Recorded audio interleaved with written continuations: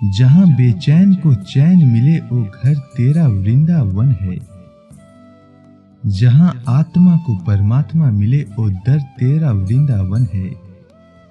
मेरी आत्मा तो प्यासी थी, प्यासी है तेरे लिए सांवरिया। जहां इस आत्मा को स्वर्ग मिले ओ स्थान ही मेरा श्री वृंदावन है।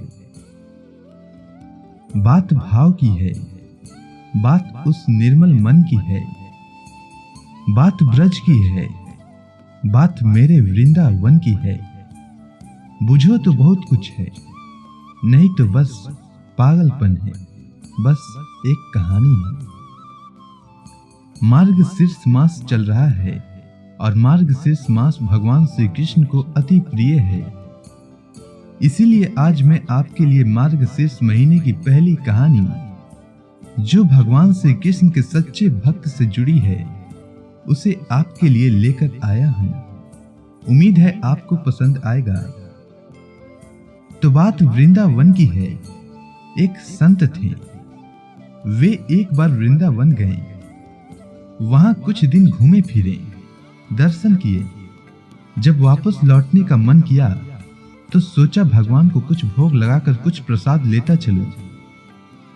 संत ने राम दाने के कुछ लड्डू खरीदे, मंदिर गए, प्रसाद चढ़ाया और आश्रम में आकर सो गए। सुबह ट्रेन पकड़नी थी, अगले दिन ट्रेन से चले।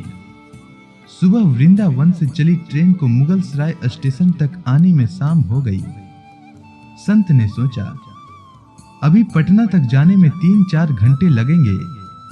भूख लग रही है, मुगल सराय में ट्रेन आधे घंटे रुकती है। चलो हाथ पैर धोकर संध्या वंदन करके कुछ खा पी लेते हैं। संत ने हाथ पैर धोया और लड्डू खाने के लिए डिब्बा खोला। उन्होंने देखा लड्डू में कुछ चींटे लगे हुए थे।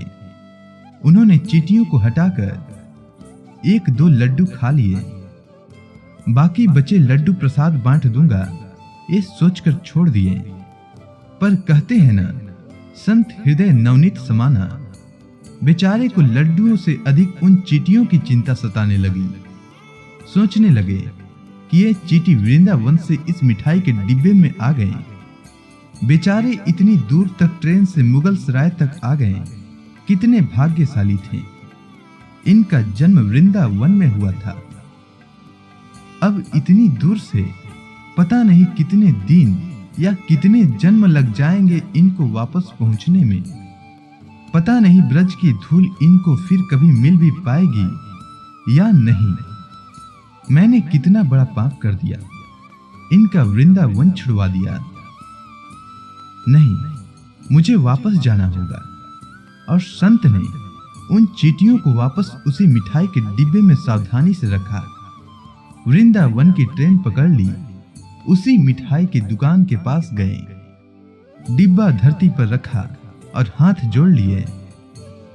मेरे भाग्य में नहीं कि तेरे ब्रज में रह सकूं, तो मुझे कोई अधिकार भी नहीं कि जिसके भाग्य में ब्रज की धूल लिखी है उसे दूर कर सकूं।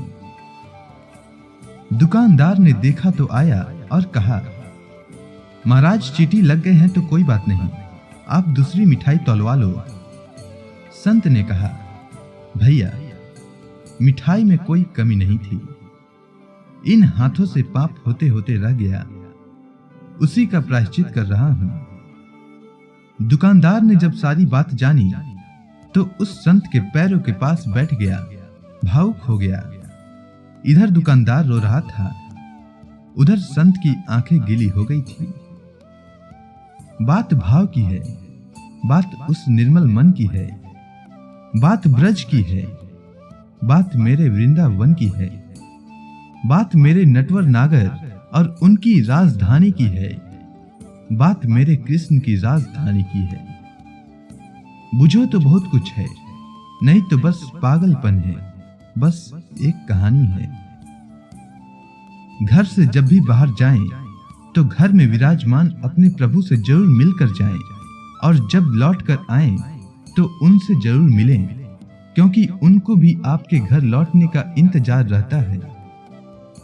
घर में यह नियम बनाइए कि जब भी आप घर से बाहर निकलें तो घर में मंदिर के पास 2 घड़ी खड़े रहकर कहें, प्रभु चलिए, आपको साथ में रहना है।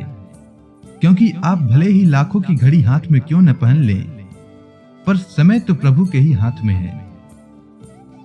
उम्मीद है आपको यह कहानी अच्छी लगी होगी। अगर आपको यह वीडियो पसंद आई हो तो कमेंट सेक्शन में जय श्री कृष्ण लिखना न भूलें। धन्यवाद।